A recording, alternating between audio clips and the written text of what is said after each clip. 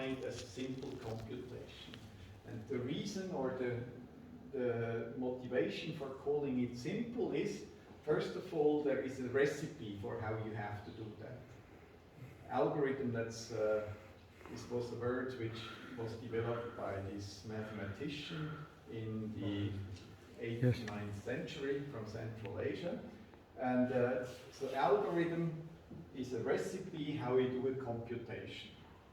Now the second ingredient, which is important in this context, is that the execution time does not increase too rapidly when the numbers increase. So if you go, for instance, from this computation to that one, you see that you have, say, 8 times as many or 9 times as many numbers here. And that should mean that the computation time is longer for the fourth line than the second line, but it should not be too much longer. If you use normal algorithm, it grows about quadratically with the number of digits, but it should not grow much more than quadratically. So I come to a difficult task. Difficult task is to find the prime factors of a number, for instance 15. Obviously you can solve that problem. Also there are algorithms for that. Or you can find the prime factors of 77. It may take you a bit more time if I ask you to give me the prime factors of this number. Actually 79 and 89. And if I ask you for the prime factors of this number, I probably don't want to wait for the answer. Okay. So even though this... No. Sorry? You know the answer? No. But take long time. That's right, yes. So this is the answer here. And the reason I'm showing this example is twofold. First of all, is we still have a recipe or a number of algorithms that allow you to find prime factors of a certain number. By the way, I'm pretty sure you all use this today, even if you didn't notice.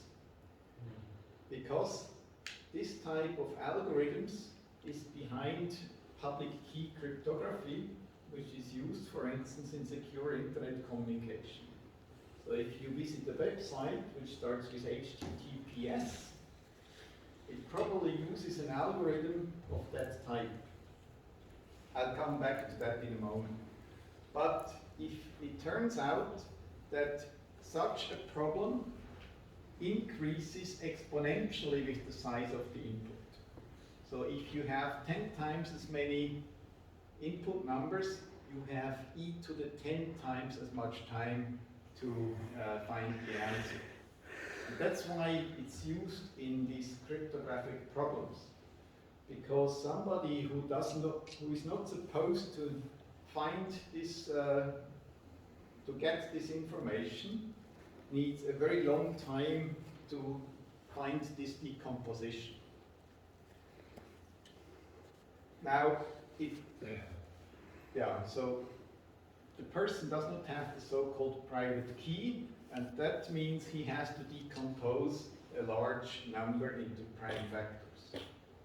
The person who has the private key, so for instance, the person who wants to communicate securely with another person, he has the much easier task of multiplying two numbers.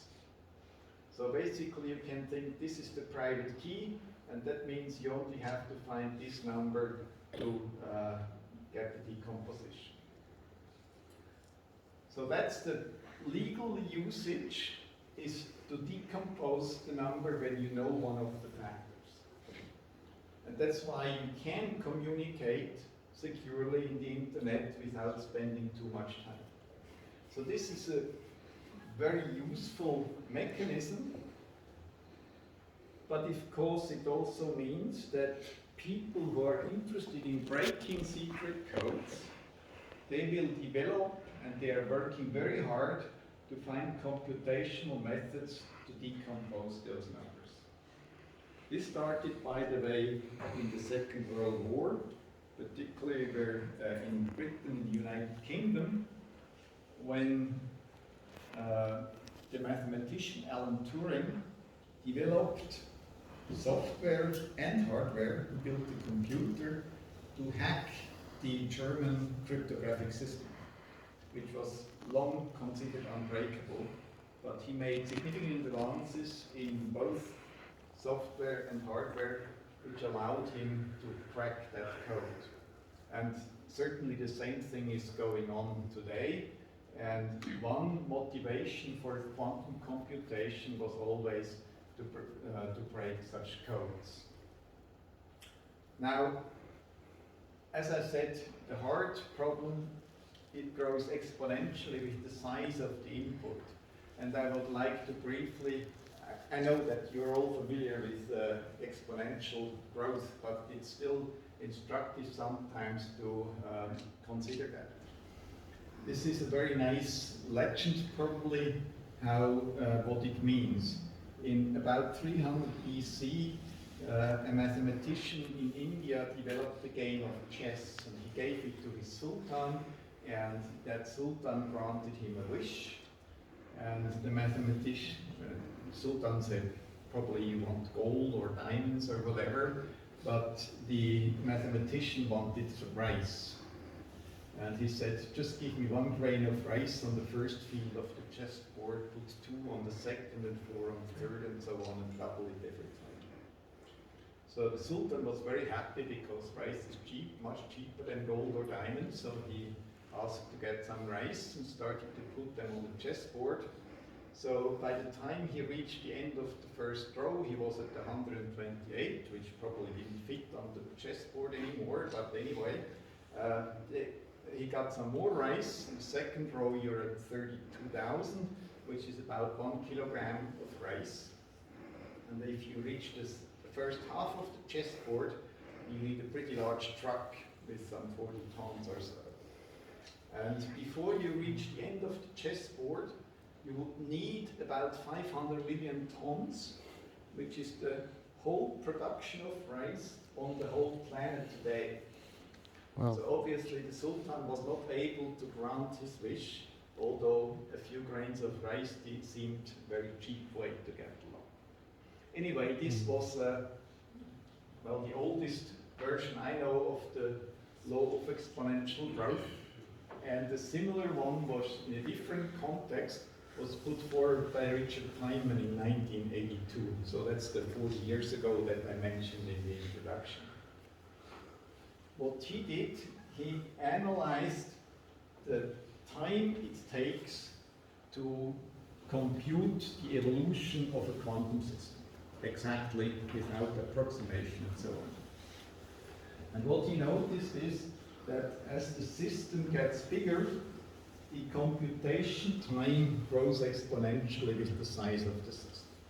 Now, I'm an experimental physicist, so I like to test these things, and we did test that by doing some computations on spin dynamics. So a spin is the simplest possible physical system. Spin 1/2 is a 2-level quantum system. And if you calculate the time evolution of a spin 1/2, then you add another spin 1/2, so you have 2 spins, 3 spins, and so on. The system gets bigger and bigger. And if you do that on different computers, different hardware, different software, you find this very universal law that each time you add a single spin, a single 2-level system, the computation time increases by an order of magnitude. And so that's why I stopped here after a few hours of execution time at the size of 11 spins in the maximum. Now this was perhaps a bit premature. You can continue. Say if you spend 4 years on that computation, which is the typical duration of a PhD, you reach a system size of about 15 spins. And if you spend the whole age of the universe, you reach about 23 spins. So again, this is obviously a hard problem. It takes a very long time if you want to do such computations on a classical computer. Now, Feynman did not just point out the problem, he also proposed a possible solution. His basic idea was that, well, a physical system knows how it has to evolve, or it reaches its future state autonomously. So in some sense, it has more computational power than a classical computer. And maybe we can use this computational power not only to calculate its own evolution, but maybe we can also use it for other applications. So it may be that you need a quantum system to solve such hard problems. And I would like to point out the difference for a similar problem as the factorization problem. That's another problem from number theory. It asks that you're asked to find the so-called square-free part. So if you have the number 175, the square-free part is 7, and the square part is 25. And this is again a problem which is known to have, or for which no efficient solution is known on classical computers, and it's also used again in public key cryptography.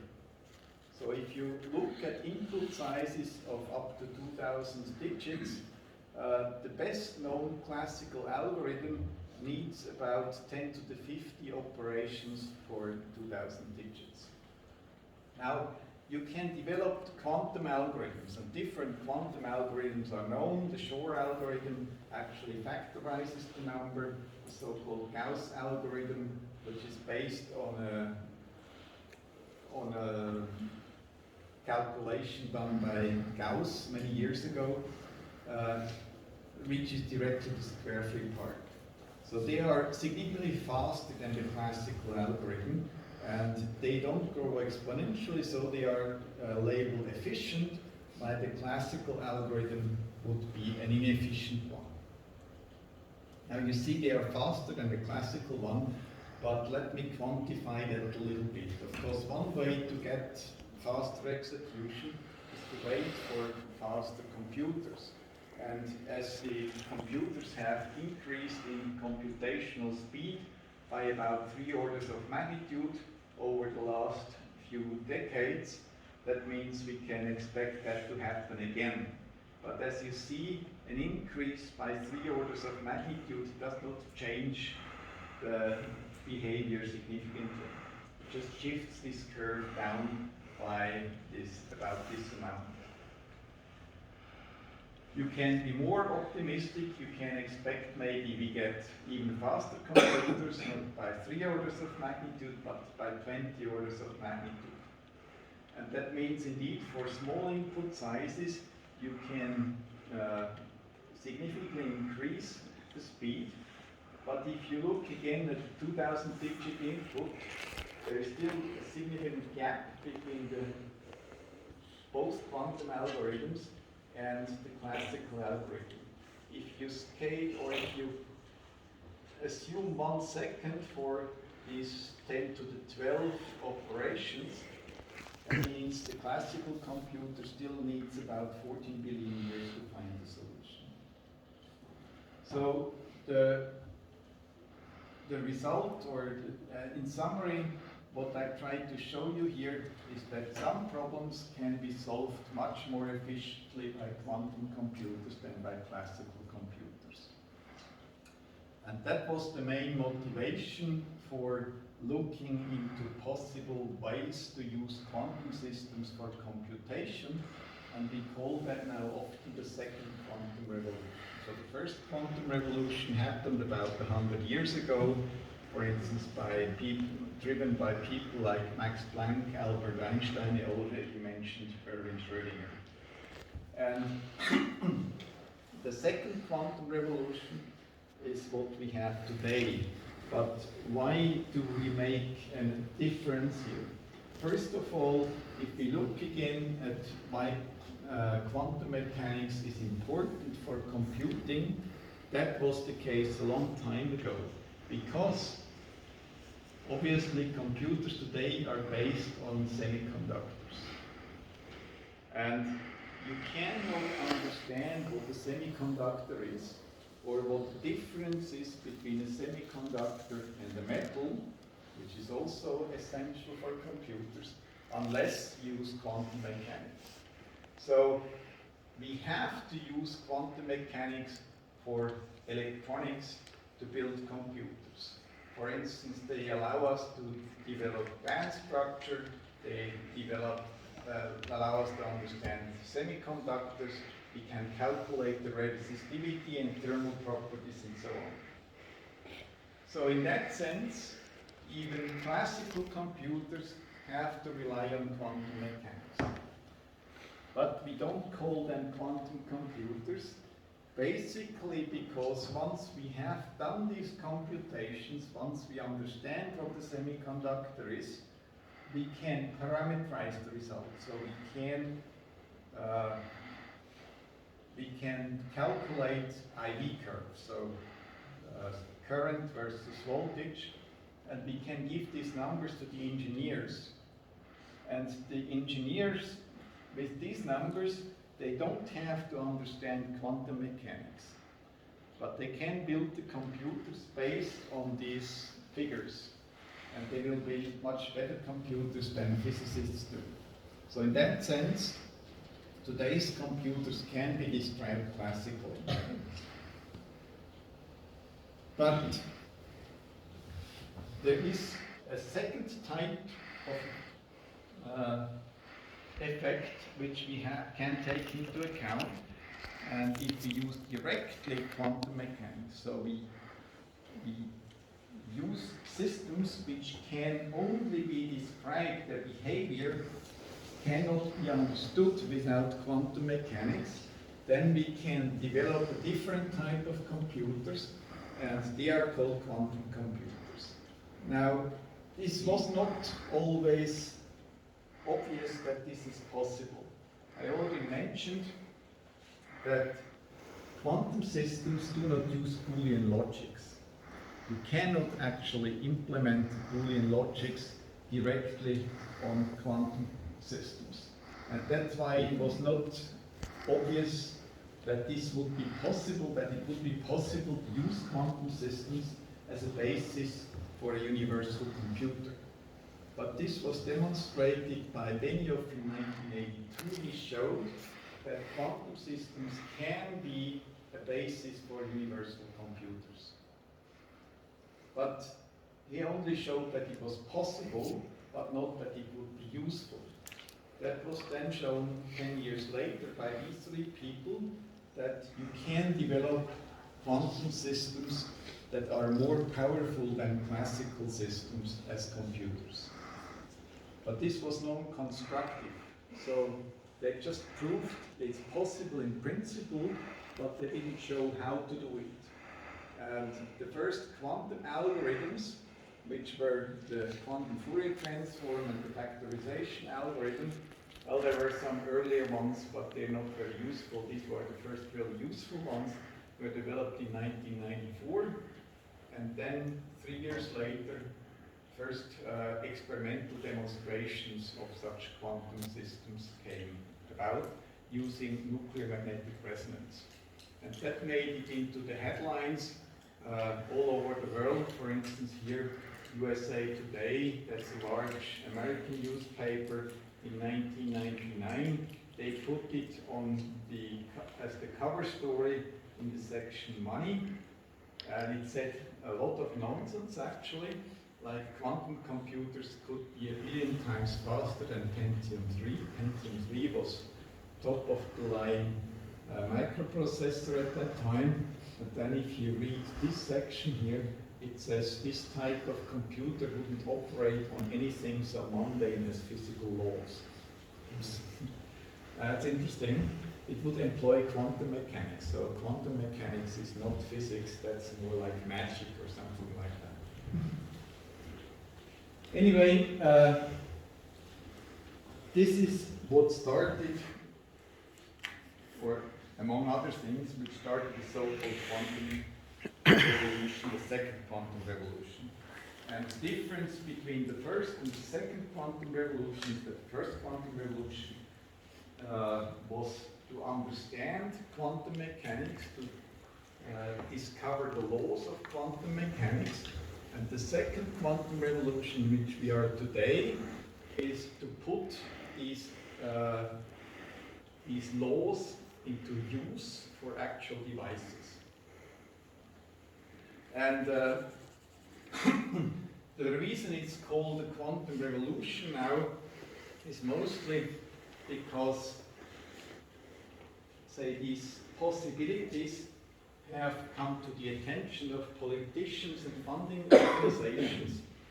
They started to put money into these developments about 20 years ago, when these first experiments in quantum computers became known. I wrote my first grant proposal for quantum information in 1999, and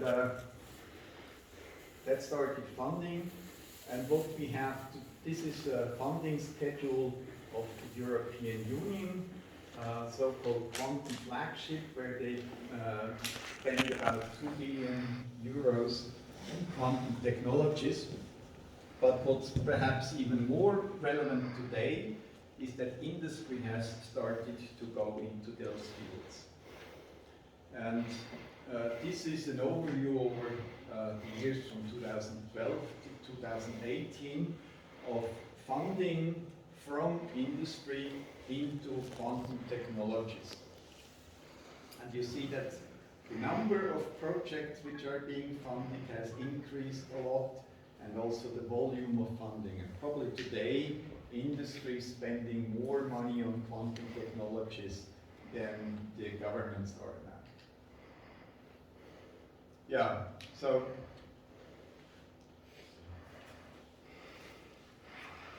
you said maximum 90 minutes, right? Mm-hmm. So maybe I'll...